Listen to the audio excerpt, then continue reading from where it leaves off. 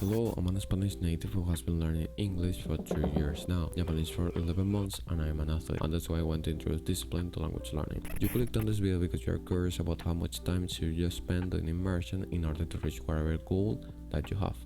I'm gonna be answering that question based on my experience.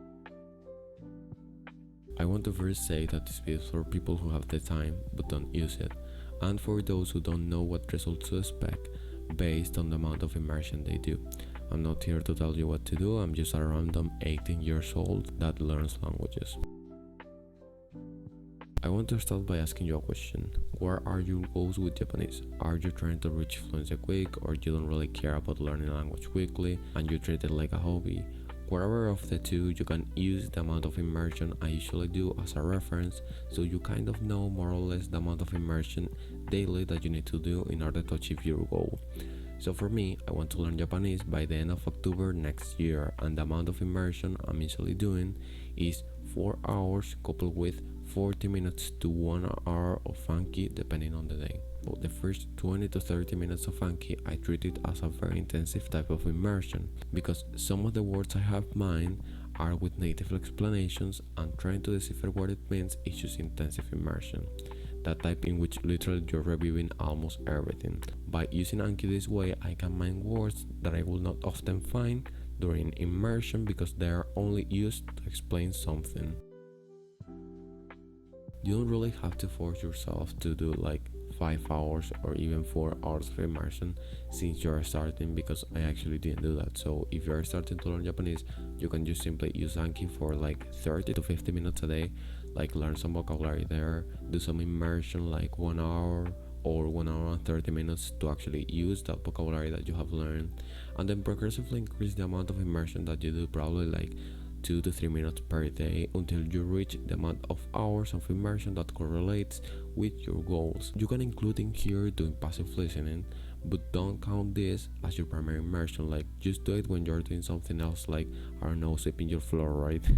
So some of the words that you see on Anki will be easier to remember if you happen to find them when you're doing passive listening. So passive listening is just a plus to make your primary immersion easier on the most part.